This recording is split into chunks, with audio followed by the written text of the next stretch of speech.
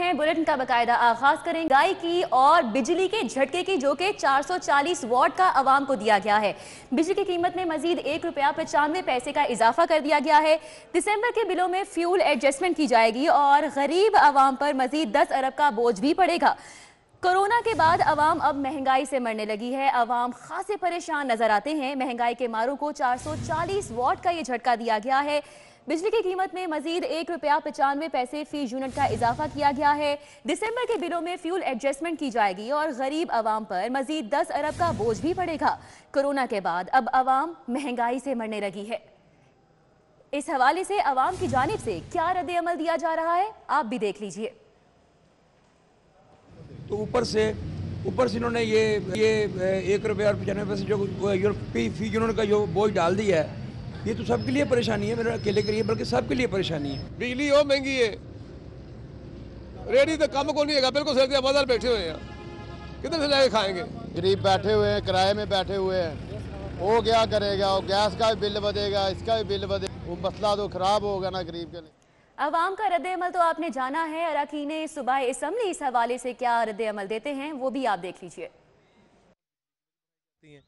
तो साथ मेडिसिन की सूरत आप देख लें, ओवरऑल मईशत की सूरत देख लें, तो बिजली तो एक ऐसी चीज़ है जो हर शख्स इसको कंज्यूम करता है इंडस्ट्री में, रहायशी तौर पे। तो जब बिजली बढ़ती है, तेल बढ़ता है, तो ज़ाहिर उसका पूरे माशरे पर एक बड़ा ही नेगेटिव असर आता है।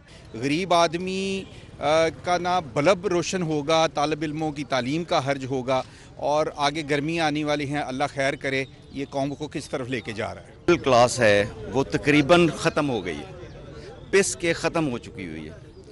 जो लो इनकम अर्निंग तबका है 20 से 25 हज़ार वाला, या वो बच्चों को पढ़ा सकता है, या खाना खिला सकता है, या बिजली का बिल दे सकता है।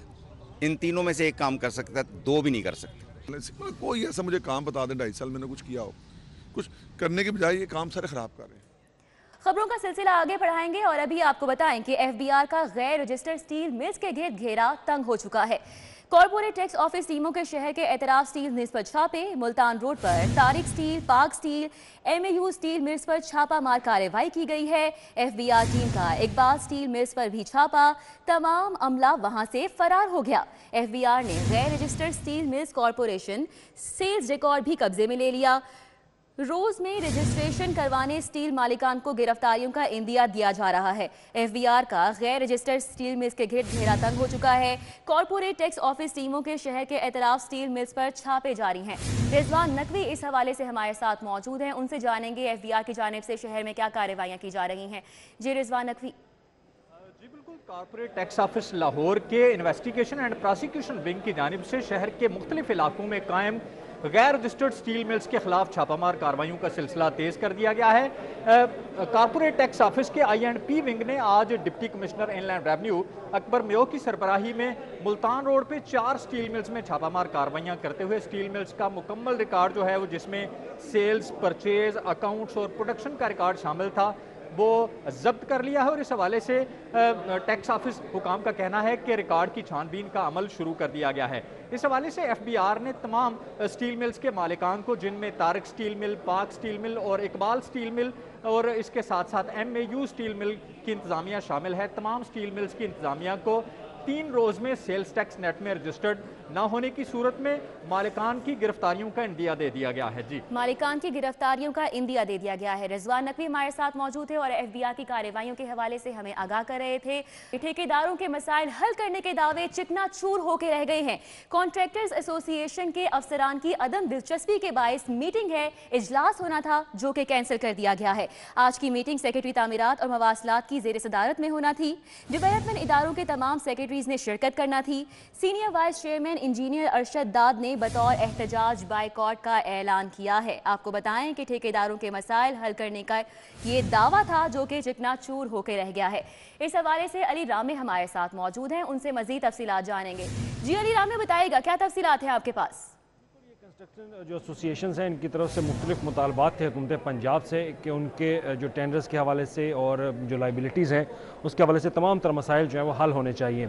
और इस पर वज़ीर आला पंजाब की वाज़ेह हदायत थी सेक्रेटरी मवासलात व तामीरात को कि फ़ौरी तौर पर मुतलका जो महकमे हैं उनके अफसरान को बुलाया जाए और इनके जो कॉन्ट्रैक्टर्स हैं इनके साथ फ़ौरी तौर पर एक मीटिंग जो है वो हो और मीटिंग के बाद इनके तमाम तर मसाइल जो हैं वो सुने जाए और उनका हल फ़ौरी तौर पर किया जाए। लेकिन जो इजलास बुलाया गया उसमें किसी भी आला हुकाम ने शिरकत नहीं की, तो उन आला हुकाम की अदम शिरकत पर जो कंस्ट्रक्शन एसोसिएशन के जितने भी नुमाइंदगान हैं उन्होंने एहतजाजन उस इजलास का बाइकआउट किया कि वज़ीर पंजाब के तो वाज़ेह अहकामात के तमाम आला अफसरान इस इजलास में शरीक होंगे लेकिन कोई भी ऑफिसर जो है वो शरीक नहीं हो, लेकिन जूनियर अफसरान के मुतहद जो है ये इजलास बुला के इन जो कॉन्ट्रैक्टर्स हैं उनके मसाइल हल करने के हवाले से मीटिंग की गई। लेकिन एहतजाजन ये जो इजलास था वो ख़त्म किया गया, बाइकआउट किया गया एसोसिएशन की तरफ से और ये कहा गया कि जब तक आला अफसरान इस इजलास को संजीदा नहीं लेंगे और शिरकत नहीं करेंगे तब तक वो इस इजलास में शिरकत नहीं करेंगे। तो ये इनके मुख्तलिफ मसाइल थे जिनके हल के लिए वज़ीर आला पंजाब ने वाज़ेह हदायत दी थी, लेकिन जितने भी आला अफसरान हैं वो इस इजलास में नहीं शरीक हुए और इसमें महकमा हाउसिंग भी शामिल था, सेक्रेटरी फाइनेंस भी शामिल थे, CNW भी शामिल था और हाईवे डिपार्टमेंट के जो मुतलका हुकाम थे वो भी शामिल थे, लेकिन अफसरान ने शिरकत ना की। तो एहतजाजन ये जो एसोसिएशन है कंस्ट्रक्शन एसोसिएशन उनकी तरफ से ये इस मीटिंग का बाकायदा बाइकआउट जो है वो किया गया। जी अली राम में आप हमारे साथ ही मौजूद रहिएगा। यहाँ पे हमें ज्वाइन किया है senior vice chairman engineer Arshad दाद ने। बहुत शुक्रिया आपके वक्त का। बताइएगा अरशद दाद साहब, क्या तहफ़्फ़ुज़ात है आपकी जानिब से बाइकआउट किया गया है इजलास का? जी अस्सलाम वालेकुम, बहुत शुक्रिया। पहले तो मैं आपकी चैनल का शुक्रगुजार हूँ कि आपने इस मसले को उठाया और मुझे लाइन पे लिया। और सबसे पहले मैं आपको ये बता दूँ कि चीफ मिनिस्टर पंजाब ने निहायत ही हम पे मेहरबानी करते हुए इस इंडस्ट्री को प्राइम मिनिस्टर साहब की विजन के मुताबिक इनके मसाइल हल करने के लिए एक बड़ी हाई पावर किस्म की मीटिंग कॉल की, उनकी इंस्ट्रक्शंस पे कॉल की गई। ये मीटिंग पहले 19 तारीख को थी, फिर एक दिन आगे करके 20 जनवरी को की गई और इसमें कोई 4-5 जो बड़े सेक्रेटरीज हैं, सेक्रेटरी फाइनेंस हो गए गवर्नमेंट के, secretary planning, secretary irrigation, public health के सेक्रेटरी, लोकल गवर्नमेंट लेबर के सेक्रेटरी, ये सब ने आना था और सेक्रेटरी CNW ने इस मीटिंग को चेयर करके हमें दावत दी गई कि आप आएं और अपने मसाइल लेके आएं और बताएं कि हम इनको कैसे हल करें। मीटिंग से पहले हमने इनको अपना एजेंडा भेजा, वर्किंग पेपर भेजे, मसाइल से आगाही भेज दी और हम वक्त से 15-20 मिनट पहले इनके यहाँ CNW के कॉन्फ्रेंस रूम में जब पहुंचे तो वहां पर अजीब समा ये था कि कोई भी सेक्रेटरी और कोई भी सीनियर ऑफिसर इस लेवल का नहीं था, ना खुद सेक्रेटरी CNW थे जिन्होंने इस इजलास की सदारत करनी थी। तो हम पहले तो बैठ गए, लेकिन जब ये चीज सामने आई कि है ही नहीं कोई अफसर जिससे हम अपनी बात कर सकें और जो फैसला फैसले वहां पे हो सकें, जो फैसले हो सकें, तो हमने बड़ी माजरत की और बड़ी मुदबाना गुजारिश की कि जब आप लोग हमें सुनना ही नहीं चाहते या वो अहमियत ही नहीं दे रहे जिसमें ये मसाइल हल हों और बात आगे चले, तो हमने इनका रवैया देखते हुए, इनकी नॉन सीरियसनेस देखते हुए, इनकी जो सारी अहमियत जो दी इन्होंने मसाइल को और हमें, तो फिर हमने कहा कि बात करने का फायदा नहीं है। तो हमने बड़ी माजरत के साथ इनसे इजाजत चाहिए कि हम ये मीटिंग अटेंड नहीं कर सकेंगे। उनकी नॉन सीरियसनेस देखते हुए एहतजाज का बाइकआउट किया गया है। बहुत शुक्रिया। Senior vice chairman engineer Arshad दाद हमारे साथ मौजूद थे और साथ ही साथ अली राम में हमें तफसीलन आगाह कर रहे थे। आगे बढ़ते हैं। महकमे बल्दियात ने नए सर्विस स्ट्रक्चर की मंजूरी दे दी है। ग्रेड 17 में भर्ती होने वाले अफसरान अब ग्रेड 20 तक तरक्की पा सकेंगे। महकमे बल्दियात ने बल्दियाती अफसरान के लिए 4 दर्जाती सर्विस स्ट्रक्चर बना दिया है। प्लानिंग और फाइनेंस विंग, इंजीनियरिंग विंग में 4 दर्जाती सर्विस स्ट्रक्चर है जो कि प्लान किया गया है। इंतजामी यूनिट और IT यूनिट में भी 4 दर्जाती सर्विस स्ट्रक्चर दे दिया गया। इससे कबल आपको बताएं कि ग्रेड 17 में भर्ती के हवाले से अफसरान ग्रेड 17 में ही रिटायर हो जाते थे। इसी हवाले से जानते हैं कैसर खोकर से। जी कैसर खोकर, आगाह कीजिएगा। महकमा बल्दियात ने अपने बल्दियाती अफसरान के लिए 4 दर्जाती सर्विस स्ट्रक्चर की मंजूरी दी है, जिसके तहत महकमा बल्दियात में planning wing, finance wing, engineering wing, इंतजामी यूनिट और IT यूनिट में जो ग्रेड 17 में पब्लिक सर्विस कमीशन के जरिए भर्ती होकर अफसरान आएंगे वो ग्रेड 20 तक तरक्की पा सकेंगे। इससे कबल जो है वो ग्रेड 17 में भर्ती होने वाला अफसर जो है ग्रेड 17 में ही रिटायर हो जाता था, लेकिन अब जो है तरक्की का प्रमोशन का चैनल तेज कर दिया गया है और 4 दर्जाती सर्विस स्ट्रक्चर दिया गया है और इस हवाले से सेक्रेटरी लोकल गवर्नमेंट ने इसकी मंजूरी दे दिया। अब से मंजूरी के बाद सेक्रेटरी लोकल गवर्नमेंट ने ये समरी जो है वज़ीर आला पंजाब को अरसाल कर दिया है। वज़ीर आला पंजाब की मंजूरी के बाद जो है महकमा बल्दियात और महकमा खजाना दोनों मिलकर इस नए सर्विस स्ट्रक्चर का नोटिफिकेशन जारी कर देंगे, जिसके तहत बल्दियात के अफसरान को ग्रेड 20 तक तरक्की मिलेगी। ठीक है कैसर खोखर, बहुत शुक्रिया आपका। जायद फीसों की मद में 50 करोड़ इजाफी वसूली का ये केस है और CFE कॉलेज से बेदखल किए तलबा का मुस्तकबिल दाव पर लग गया। बेदखल तलबा को CFE की अलहाक तालीमी इदारों में भिजवाने का फैसला किया गया है। तलबा के 10 रुकनी वफ्द का मसला न हल करने के हवाले से एहतजाज किया जा रहा है और डायरेक्टर एजुकेशन सज्जाद अहमद को कॉलेज की हर दरमी बारे भी आगाह किया है, जबकि वर्कर्स वेलफेयर बोर्ड के खिलाफ जायद इदागियों पर तहकीकात की जा रही हैं। साउद बट इस वक्त हमारे साथ मौजूद हैं। साउद, बताइएगा ये मामला है क्या?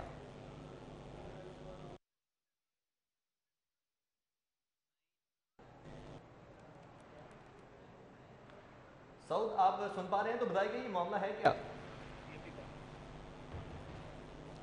साउद, आप सुन पा रहे हैं हमें?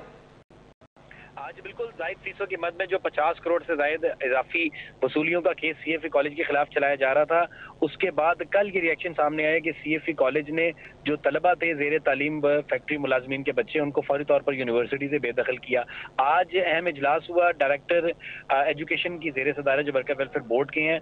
10 रुकनी तलबा वफ्द ने मुज़ाकरात किए और बाकायदा तौर पर यह ऐलान किया गया कि CFE कॉलेज के जो बच्चे निकाले गए हैं उनको CFE कॉलेज के इल्हाक शुदा इदारों में ही फौरी तौर पर दाखिले दिलवाए जाएंगे और वर्कर वेलफेयर बोर्ड इंतजामिया बराह रास्त खुद उन कॉलेजेस से राब्ता करके तमाम तर बच्चों को दाखिले भी दिलवाएगी और उनकी फीस जो है वो भी अदा करेगी।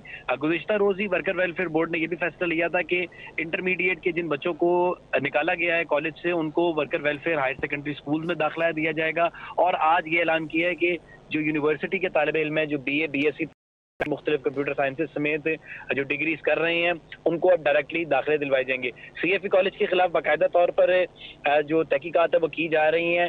ज़रा की जानब से बताया गया है कि आम बच्चे से अगर 50,000 फीस वसूल की गई तो वर्कर वेलफेयर बोर्ड के बच्चों से 1.5 लाख तक जो फीस वसूलियां हैं वो की गई और इस पर मुबैना तौर पर 50 करोड़ का टीका वर्कर वेलफेयर फंड को लगाया गया। इसी तहकीकात का रिएक्शन है कि CFE ने बच्चों को निकाल दिया, जबकि वर्कर वेलफेयर बोर्ड इंतजामिया बच्चों का फौरी तौर पर जो तालीमी हर्ज है उसको कंट्रोल करने के लिए मुख्तलिफ इदारों के साथ राब्ते में है। जी बहुत शुक्रिया south world.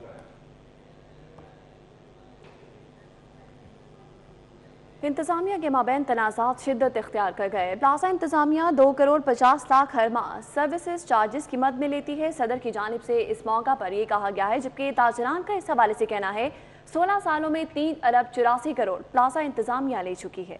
Sadiq trade centre ताजरान का सदर सैयद अजहर अब्बास शाह की ज़ेर सदारत इजलास हुआ। इजलास में किन अमूर पर बातचीत की गई है हमें बताएंगे शहजाद खान। जी शहजाद। इस वक्त हम सदीक ट्रेड सेंटर में मौजूद हैं। सदीक ट्रेड सेंटर की इंतज़ामिया और ताजर यूनियन के दरमियान तनाज़ात शिद्दत इख्तियार कर गए हैं और प्लाजा इंतज़ामिया की जानब से एमरजेंसी एग्ज़िट गेट्स, सीढ़ियाँ और रास्ते जो हैं वो बंद कर दिए गए हैं। क्या तनाज़ात हैं इंतज़ामिया के साथ? अब क्या तनाज़ात शुरू हो गए हैं और क्यों ख़त्म नहीं हो रहे? ये बिस्मिल्लाहिर्रहमानिर्रहीम, ये अब नहीं शुरू हुए, ये बहुत पुराने तनाज़ात हैं। असल में हम यहाँ पर एक मेंटेनेंस नाम के इनको एक गुंडा टैक्स देते हैं सब, वो जो तकरीबन 2.5 करोड़ रुपये मंथली इकट्ठा होता है। 16 सालों में तकरीबन 3 अरब 84 करोड़ रुपए हमसे ले चुके हैं। हमने कहा क्या मुतालबा है इस वाले से, इतने जो पैसे इकट्ठे हुए हैं? हम ये कहते हैं कि एक तो ऑडिट करवाया जाए और पब्लिक किया जाए, तो क्योंकि ये पब्लिक का पैसा, प्लाजे का पैसा प्लाजे पे लगना चाहिए। जबकि जो खुद साख्ता एक मैनेजमेंट बनाई हुई शाजिया सदीक ने, जो प्लाजा बिक चुका है। और रिसेंटली क्या इशू है? रिसेंटली ये इशू है कि अब इन्होंने हमारे पानी बंद कर दिए, कभी लाइट बंद कर दी और हमने स्टे भी लिया हुआ है इस चीज़ पर, मगर इन्होंने कल अपने डंडे पानी क्यों बंद करते हैं? ये कहते हैं हमें पैसे दें। हम कहते हैं हम पैसे देते हैं, हम देने को तैयार हैं। 1 रुपया खर्च होता है 1 रुपया देते हैं, 10 रुपये होते हैं 10 रुपये, मगर हमें ये आप ओपन करें, एहतसाब हो, ओपन हो। ये पब्लिक पब्लिक का पैसा है। प्लाजा इंतजामिया पैसे लेती है, 3 अरब 84 करोड़ रुपए 16 सालों में ले चुके हैं। उनका ऑडिट किया जाए, आइंदा भी ऑडिट किया जाए, अदरवाइज़ ये चार्जेस नहीं देंगे और बिजली और पानी जो ये बंद कर देते हैं, इससे इसका हुकूमत फौरी तौर पर नोटिस ले और ताजर बरादरी को बहुत शुक्रिया शहजाद खान अब्दाली। शेख ज़ायद हॉस्पिटल में हेपेटाइटिस बी और सी के PCR टेस्ट की सहूलत नापैद हो चुकी है, जिसकी वजह से मरीजों को शदीद मुश्किलात का सामना करना पड़ रहा है और मरीज जलीलो खार हो रहे हैं। शेख ज़ायद अस्पताल की सूरत हाल के हवाले से आपको अपडेट कर रहे हैं कि शेख ज़ायद अस्पताल में हेपेटाइटिस बी और सी के PCR टेस्ट की सहूलत है जो कि नापैद हो चुकी है। इस हवाले से इकदाम भी नहीं किए जा रहे। मजीद जानते हैं जाहिर चौधरी से। जाहिर चौधरी, आगाह कीजिएगा, क्या सूरत हाल है शेख ज़ायद अस्पताल की? जी, शेख ज़ायद अस्पताल जो है वो इस वक्त संगीन नोयत की बद इंतज़ामी से दो चार है। शेख ज़ायद अस्पताल जिसमें गैस्ट्रोएंट्रोलॉजी का एक पूरा शोबा कायम है, इसके साथ साथ जो है वो गैस्ट्रो की इमरजेंसी वहाँ पे कायम है और एंडोस्कोपी जो है वो इमरजेंसी में एंडोस्कोपी का सेटअप जो है वो मौजूद है। लेकिन जिगर के अमराज का शिकार जो मरीज़ हैं उनके लिए हेपेटाइटिस बी और सी के टेस्ट जो हैं वो नापैद हो गए हैं, क्योंकि जो PCR किट्स हैं वो मौजूद नहीं है पैथोलॉजी लैब में। हालांकि जो शेख ज़ायद के सरबराह हैं, चेयरमैन हैं, वो ख़ुद पैथोलॉजिस्ट हैं और शोबा पैथोलॉजी के सरबराह हैं, लेकिन उसके बावजूद अदम तवज्जुही की वजह से हेपेटाइटिस बी और सी के टेस्ट नहीं हो रहे शेख ज़ायद में। और शेख ज़ायद जिसमें कि ट्रांसप्लांट सेंटर भी कायम है, इस अस्पताल में आने वाले जो जिगर के अमराज के मरीज़ हैं उनको ये टेस्ट करवाने के लिए दीगर प्राइवेट लेबॉरेटरीज से रब्ता करना पड़ रहा है और वहाँ पर जो है वो रेफ़र किया जा रहा है मरीज़ों को। जो अस्पताल का अमला और डॉक्टर्स हैं कि वो फ़लाँ लेबॉरेटरी से जो है वो टेस्ट करवाएं। और शेख ज़ायद अस्पताल में मरीज़ों के बार बार शिकायत करने के बावजूद ये टेस्ट जो हैं वो अवेलेबल नहीं है। इसके अलावा दीगर बहुत सारे जो क्लिनिकल टेस्ट हैं वो भी जो रीजेंट है, जो उसके जो किट्स हैं वो ना होने की वजह से जो है वो शेख ज़ायद में नहीं हो पा रहे, जिससे इलाज के लिए आने वाले मरीज़ों को परेशानी का सामना है। ठीक है जाहिर चौधरी, बहुत शुक्रिया आपका। अभी आपको बताएं, लाहौर कॉलेज पर आए खवातीन यूनिवर्सिटी की 78वीं सिंडिकेट का इजलास हुआ है और बोर्ड ऑफ स्टडीज ASRB के मिनट्स की मंजूरी दी गई है। Doctor of physical therapy programme शुरू करने की मंजूरी दी गई। इमरान यूनुस इस वक्त हमारे साथ मौजूद हैं। इमरान, बताइए ये प्रोग्राम कब से शुरू हो सकेगा? यूनिवर्सिटी ने मुतअद्दिद नए प्रोग्राम शुरू करने की मंजूरी जो है वो दे दी है। यूनिवर्सिटी सिंडिकेट का 78वां इजलास जो है vice chancellor professor doctor Bushra Mirza की ज़ेर सदारत जो है वो है, जिसमें एकेडमिक काउंसिल की सिफारिशात की रोशनी में सॉफ्टवेयर इंजीनियरिंग का नया डिपार्टमेंट बनाने पर इत्तफाक जो है वो किया गया है। जबकि सिंडिकेट ने बोर्ड ऑफ स्टडीज ASRB के तनाजुर में therapy programme, PhD management sciences, MPhil special education, 1 साल का MA, 1.5 साल का B.Ed programme, MBA specialised tourism, human resource. बहुत शुक्रिया इमरान यूनुस, हमें तफसीली तौर पर अपडेट कर रहे थे। न्यूज़ स्टूडियो से फिल वक्त इतना ही।